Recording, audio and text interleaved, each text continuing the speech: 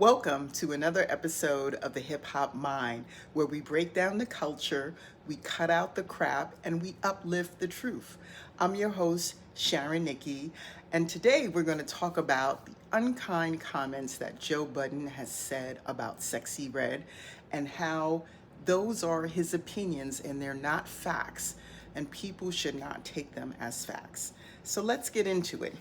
First, Sexyy Red is a young woman from St. Louis, and she is a rapper. She was born in 1998, and she put out her first track in 2018, but it wasn't until 2023's Pound Town that everyone heard that loud and clear, including Nicki Minaj, who remixed it, and then that song was Sexy's first time on the Billboard 100.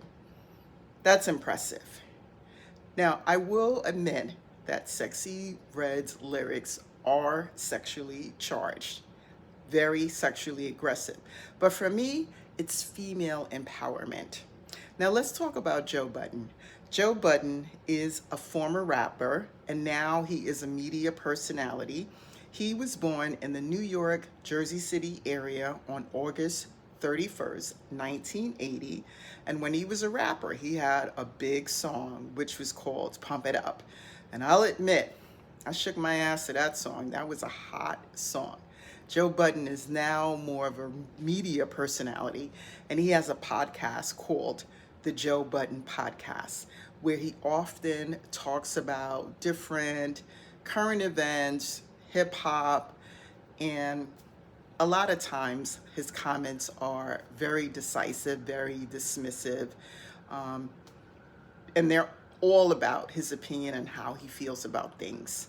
And I feel like with Sexyy Red, some of the things that Joe Budden has said. One thing I've heard him say is that the collab she did with Drake was the record company making Drake do a collab with Sexyy Red, and Drake didn't really like her.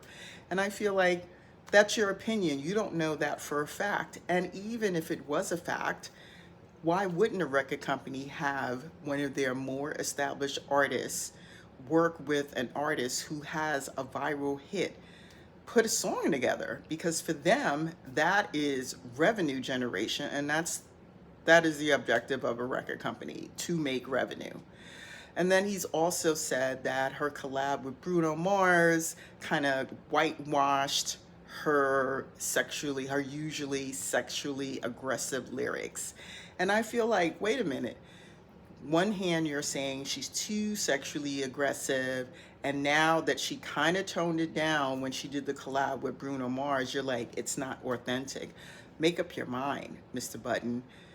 Do you not like the heavy, sexually aggressively charged Sexyy Red lyrics, or the kind of toned down lyrics? I feel like you're kind of ping-ponging on your own opinion about Sexyy Red.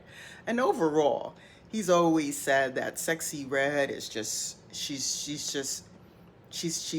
too sexual. It's too much. It's more of a shock factor. It has no meaning behind it. And I say it does have meaning behind it. It has a lot of meaning behind it, because I am a 60-year-old woman from the Bronx. And I remember there was a time when a woman couldn't even speak about her own self sexually, let alone her whole sexuality was wrapped in, like people having opinions, whether a woman was sexually free and expressed herself sexually or was virgin-like. There was always opinions about a Black woman's sexuality. So I feel like now that we're in this 21st century social media environment, it's refreshing to see young women being able to use all of their tools to earn a living, just like the men. Men have used all of their tools. There have been rap songs about men that have sold drugs. Sexually abused women talked openly about doing horrible things to women in their hits. So I don't understand it, and I don't agree with it.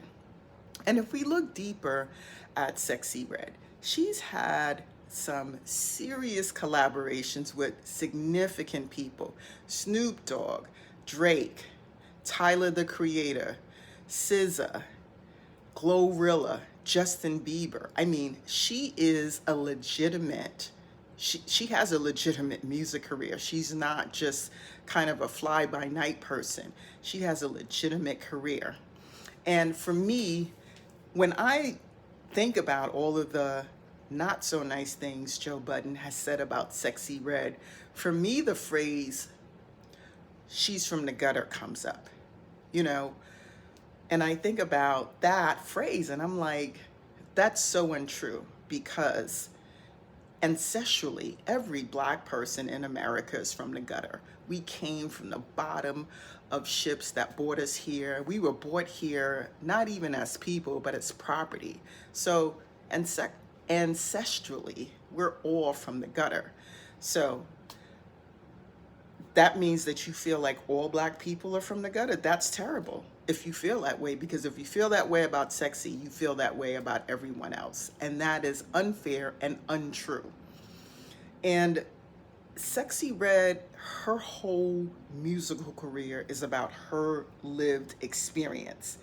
And to just, shoot cheap insults, her music career really deserves some real cultural analysis, because she's selling records. She's making lots of money. Almost every song, every collab that Sexyy Red drops, it's on the Billboard Hot 100. All of them. Everything that she does. So there needs to be more of a cultural analysis on the effect that she has, because she has a huge effect on the culture. And I feel like her whole career and Joe Budden's remarks, and he's not the only one. There have been other people that have said things about Sexyy. I feel like it's wrapped up in what I want to call respectability politics. Like, she's too loud, she's too sexy, she's too raunchy, she's too ratchet, and she's too uncomfortable for a lot of people because she speaks openly about sex, and that makes people uncomfortable. But you know what? Here's the truth. Rap music was born in the Bronx from broken systems, broken streets, and it has always been about the truth and nothing but the truth, even when the shit is messy. Always. So Sexyy Red, for me, fits right in, because rap music has never been polite. It's never been quiet. It's always been loud, in your face, truth telling. And for me, Sexyy Red fits right in. So if you want to think about Sexyy Red and other rap artists, we're not all the same, and we shouldn't sound all the same, but we're from the same root. Like, if you want to go from Kendrick to Sexyy, Lauren to Lotto, Common to Cardi, it's a wide range. And Joe Budden should stop being the head of the police on what Black creative rap sounds like, and just let the expression of all Black rappers, artists, creatives, whether it's Sexyy Red or anyone else, just let the full expression, the full spectrum of Black creativity show.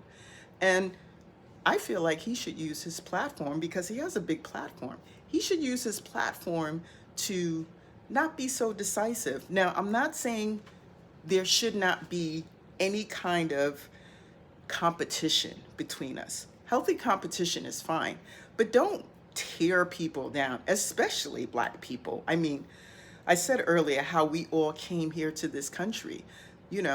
It's amazing when you look at our community, how well, and it took us 200 plus years, but look how well we're doing. There are things that we're doing now that our ancestors could only dream of, or probably couldn't even dream of, because it was just out of their thought.